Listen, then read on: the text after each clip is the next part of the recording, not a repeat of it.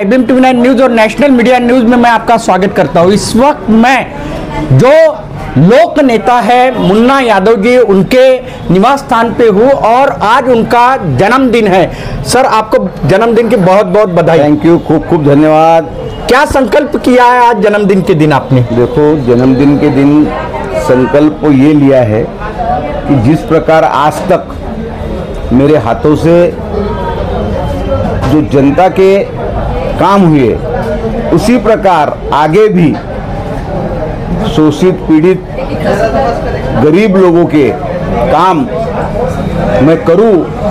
भगवान मेरे में वो ऊर्जा दे, यही मेरा आज मेरे जन्मदिन के उपलक्ष्य में संकल्प है। आप जब पार्षद थे तो काफी विकास किया है इस प्रभाग का, अभी और चुनाव है, क्या किस प्रकार से आपने एजेंडा तैयार किया है? गए अनेक वर्षों से मैं इस क्षेत्र में नगर सेवक बोल के काम करता हूं। एक जमाना ऐसा था कि राजा रानी के पेट से पैदा होता था। बाबा साहब, परम पूज्य डॉक्टर बाबा साहब आम्बेडकर ने जो संविधान लिखा, उस संविधान में राजा जनता के मतों से, सेवक जनता के मतों से निश्चित होगा, ऐसा जो कायदा बनाया, उस कायदे अनुसार जो जनता में काम करेगा, जनता उसी के साथ रहेंगी, ये निश्चित कर दिया। उसी प्रकार मैंने अगर जनता में काम किया होगा तो जनता मेरे साथ है, रहेंगी। आने वाला समय मेरे प्रगति का, मेरे उन्नति का सारी चीज मेरे इस क्षेत्र की जनता निश्चित करेंगी। निश्चित ही आपने तो इस प्रभाग का काफी विकास किया है, लेकिन विरोधक जो है वो आपके ऊपर यानी टिप्पणियां करते हैं, क्या बताना चाहोगे? देखो, लोग अच्छाइयों में बुराइयां ढूंढते हैं। जिसके पास कोई अच्छाई नहीं है उसके पास बुराइयां मिलेंगी नहीं। तो मेरे अच्छाइयों में बुराइयां ढूंढने का काम लोग करते हैं।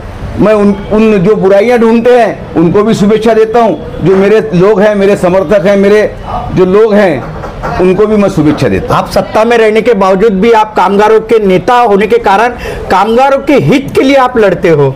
देखो, आज मेरे जन्मदिन पर सुबह 9 बजे से जो कामगारों की गर्दी मेरे यहाँ हुई है, वो देखकर मुझे ऐसा लगने लगा कि मैंने सही में कामगारों के लिए कुछ काम किया है।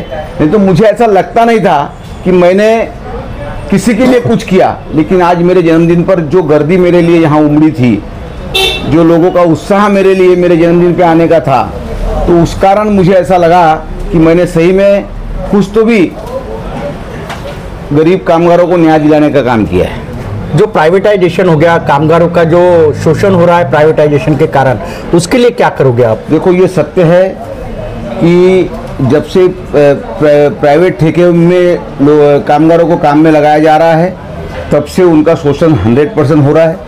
कोई कंपनी उनको मिनिमम वेजेस नहीं देती है। वो कामगार कभी परमानेंट नहीं होता है, उसकी कभी पदोन्नति नहीं होती है।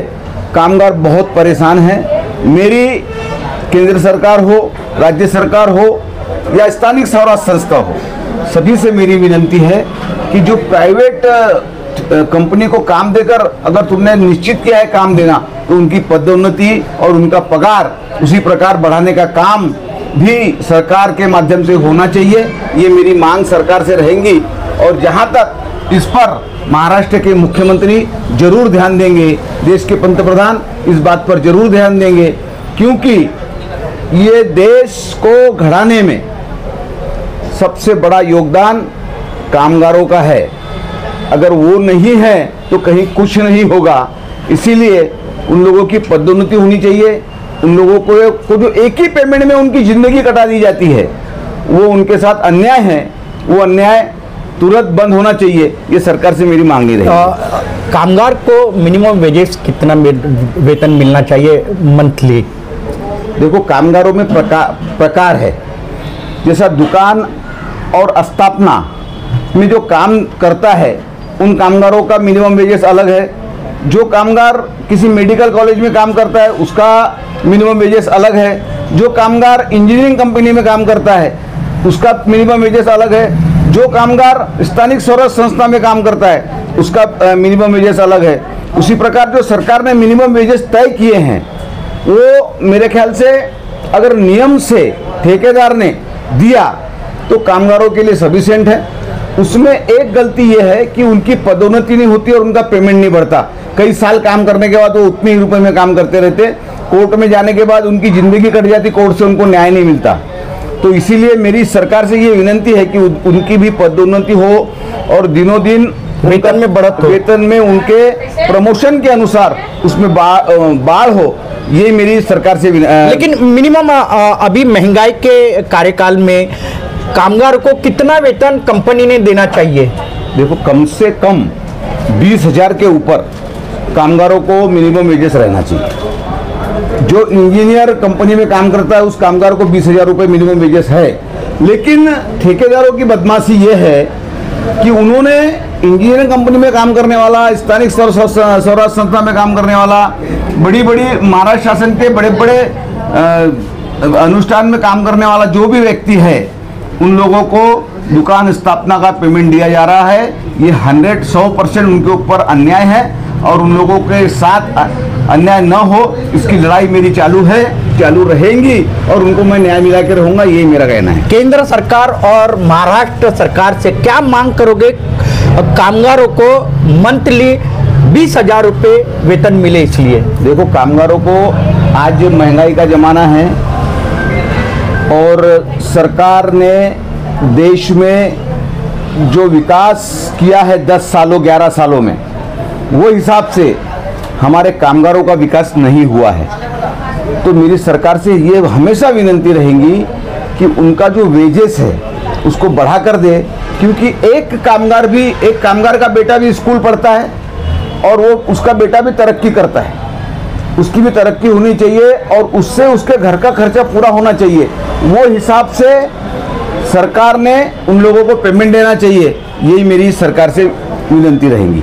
IBM TV 9 न्यूज़ और नेशनल मीडिया न्यूज़ की ओर से आपको जन्मदिन की बहुत बहुत बधाई हो। और आपने जो कामगारों के लिए हर बार लड़ते रहते हो, सरकार भी ये आपकी मांग पूरी करेंगे क्योंकि आप भी सत्ता में हो। तो आप देखते रहिए IBM TV 9 news, national media news. हमारे चैनल को लाइक कीजिए, सब्सक्राइब कीजिए, आइकॉन बेल बटन दबाना ना भूले। धन्यवाद, नमस्कार, जय हिंद। जय हिंद, जय।